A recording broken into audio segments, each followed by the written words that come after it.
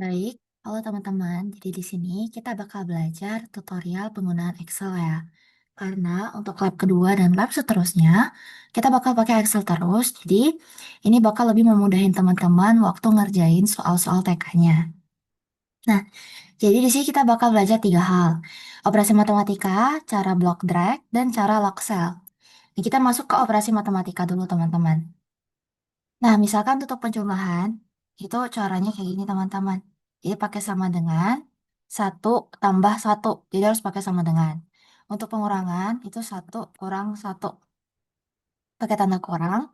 Untuk perkalian, itu pakai tanda bintang yang ada di 8 teman-teman. Oke, untuk pembagian, itu pakai tanda garis miring yang ada di tanda tanya. Untuk pemangkatan, teman-teman pakai yang ini teman-teman, simbolnya yang ada di angka 6. Nah, ini pemangkatan ini bakal sering banget dipakai. Jadi mohon diingat untuk simbolnya ya, teman-teman. Nah, untuk sum, ini adalah penjumlahannya secara mudah ya, teman-teman. Jadi, kita bakal ngejumlahin seluruh angka yang ada di atas ini. Nah, terus ini untuk cara blok ya. Ini kan teman-teman udah bikin sama dengan sum, buka kurung.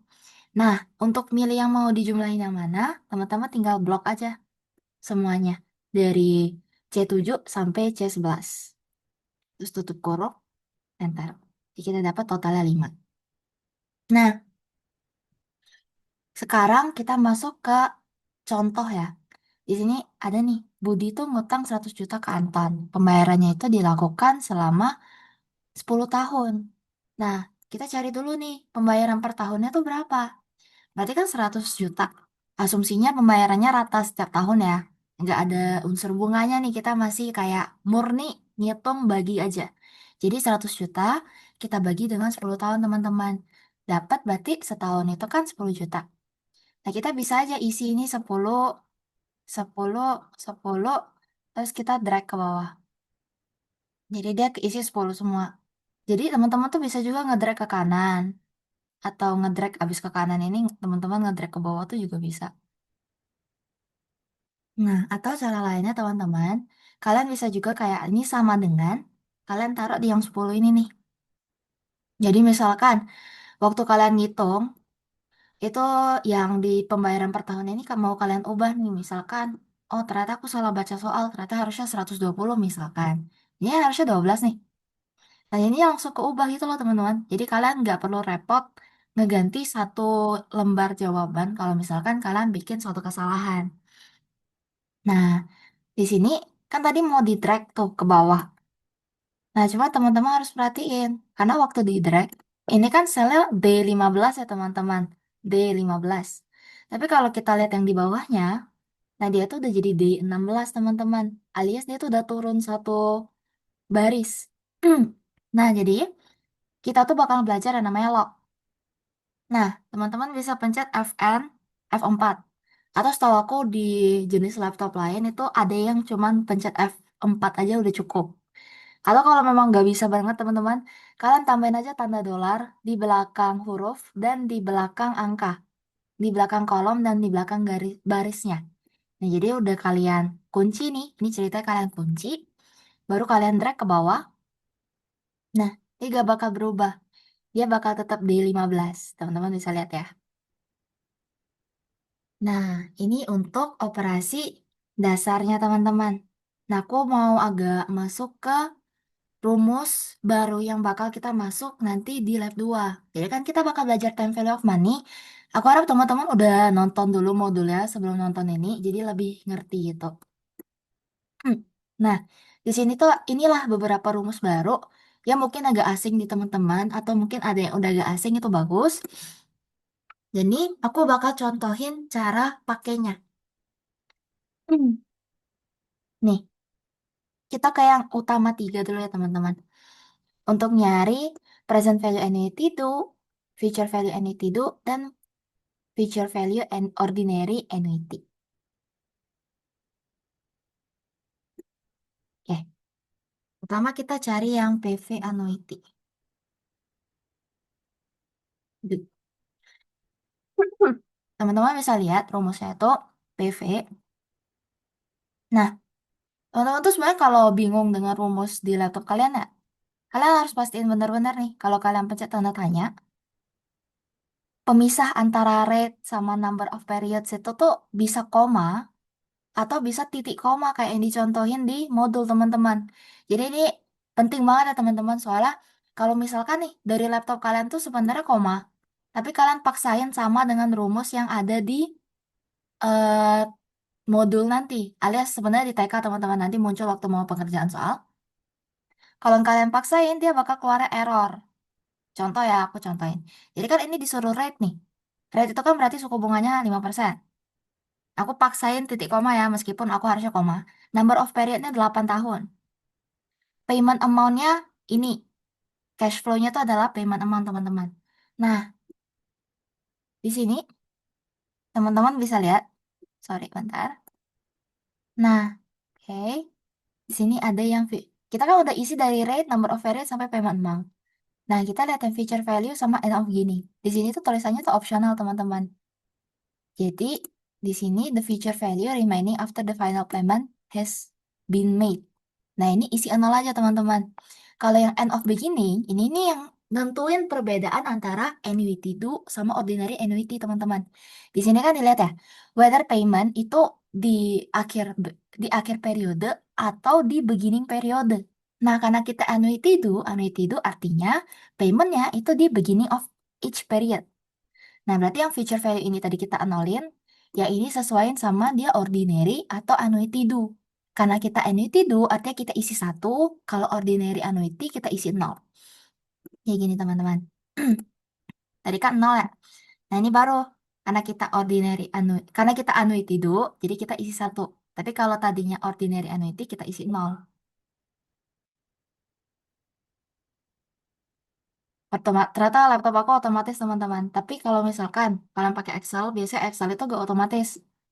Jadi pastiin untuk pemisahnya itu kalian sesuaiin sama pemisah yang ada di laptop kalian masing-masing karena dia beda settingan. Dia itu bisa antara dua, antara koma atau enggak antara titik koma. Nah, ini buat PV annuity dulu, teman-teman. Nah, sekarang aku bakal contohin. Ini nggak ada di rumusnya, tapi aku bakal masukin PV ordinary annuity. Nah, caranya kayak gini, teman-teman. Rumusnya sama, PV juga. Rate, rate ini cash flow-nya nol. Nah, ini tadi end or beginning. Water payment-nya kan di akhir ya kalau ordinary annuity. Berarti nol, teman-teman, yang kita pakai. Nol, oh, bentar. Beda ya angkanya, karena memang kalau present value dari annuity itu sama ordinary annuity itu beda. Karena posisi tempat diskontonya itu juga beda, teman-teman. Jadi jangan heran ya. Nah, kita lanjut ke future value annuity itu dan FV ordinary. Oke, pakai contoh yang sama, seakan-akan kita pakai angka ini semua ya teman-teman. Jadi, kalau berdasarkan rumusnya, itu ada FV, rate-nya, ininya, cash flow-nya. Nah nih, the current value of the annuity-nya kan nggak ada ya. Kita kan ini dari future value nih, kita mau nilai ke belakang. Jadi ini di nolin aja teman-teman. Terus end of beginning-nya, opsional yang tadi karena di annuity dulu, artinya kita pakai angka satu teman-teman. Kalau yang ini juga sama, FV, ini, ini, ini, ini, ini. Jadi untuk kedua, antara annuity itu sama ordinary annuity itu pasti beda ya teman-teman. Kalian bisa perhatiin baik-baik. Kalian juga bisa notice, sebenarnya di sini, itu minus teman-teman hasilnya. Karena aku lupa sesuatu, aku lupa naruhin minus di annuity cash flow-nya. Jadi di B11 ini alias di cash flow-nya yang ini, 15 juta, sebelum dia ini harus aku masukin minus. Jadi teman-teman jangan lupa taruh minus karena nanti hasilnya bakal jadi negatif dan kalian nanti arus kasnya negatif dan kalian bisa bingung. Jadi kayak gini ya teman-teman. Nah, sekarang aku bakal contohin yang mix stream karena dia agak beda teman-teman. Karena kalau mix stream dia kan cash flow-nya gak cuma satu ya. Sedangkan dia tuh bisa tiga atau lebih dari satu hitungannya. Ini aku mau contohin cara cari untuk future value dari mixstream. Nah, caranya tuh sebenarnya lumayan berurut ya teman-teman. Jadi untuk nyari future value dari mixstream, kalian tuh harus nyari present value-nya dulu. Makanya nanti kalau di lembar jawab kalian ngeliat, oh kenapa sih kita kan mau nyari future value doang? Kenapa harus nyari present value-nya dari rumus Excel? Karena Excel sendiri itu gak bisa nyari future value dari mixstream secara langsung teman-teman. Jadi cara pertamanya adalah kalian cari dulu net present value-nya, NPV. NPV ini adalah rumusnya itu discount rate-nya itu 6% ya, soalnya udah beda. Terus cash flow satu, cash flow 2, cash flow 3. Nih, nih, nih, dan ini. Terus kalian tutup teman-teman. Didapat di $30. Aduh, sorry, aku belum kasih ini. Ini NPV. Nah, baru kita bisa nyari future value of mixed stream ya teman-teman. Nah, caranya gimana? Baru pakai rumus yang keempat. Jadi teman-teman pakai rumus kelima dulu, baru pakai rumus keempat. Caranya FV rate tahun. Nah, dan teman-teman, ini pembedanya antara feature value annuity due sama ordinary sama yang kita nyari mixed stream. Jadi teman-teman, logikanya ya kenapa kita harus nyari present value-nya dulu? Karena gini, pertama kan karena Excel-nya memang nggak memungkinkan buat nyari feature value mixed stream secara langsung. Memungkinkan cuma nyari present value dari mixed stream yang secara langsung alias NPV. NPV itu adalah net present value alias jumlah dari semua present value dari suatu stream teman-teman. Nah, kan ceritanya nih, bentar ya teman-teman kita skip dulu yang ini.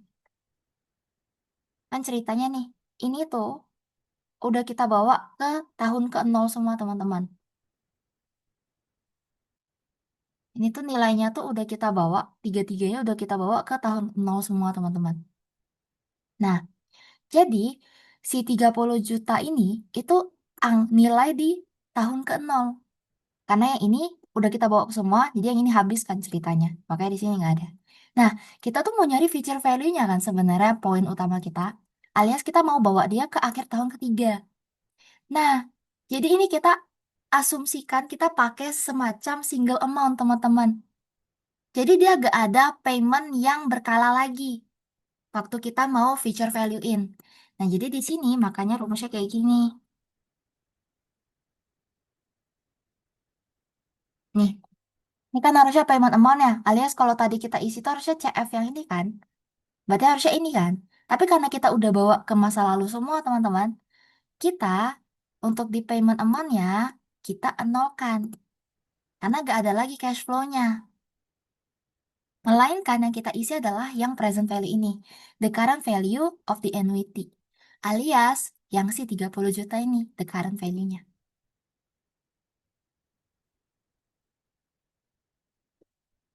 Sorry teman-teman. Pastiin sama dengannya di depan ya, biar nggak error. Current value-nya tuh ini.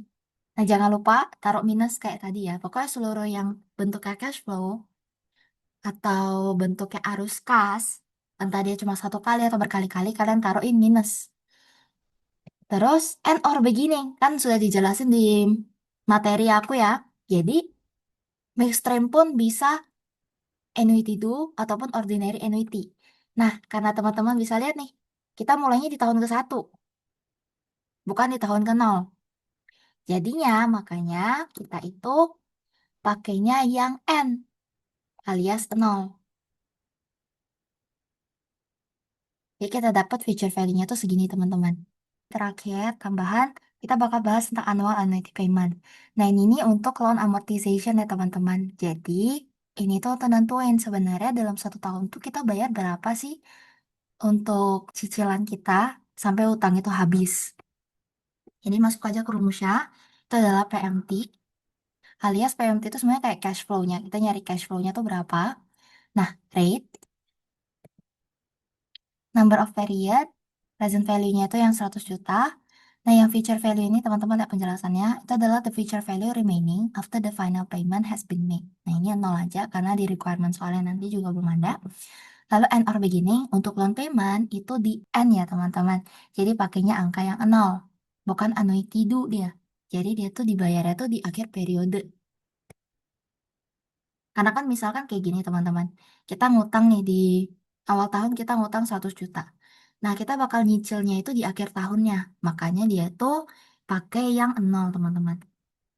Kita dapat, sorry aku lupa taruh minus satu lagi. Nah, kita bakal dapat 26.379.748 untuk tiap tahunnya selama 5 tahun teman-teman.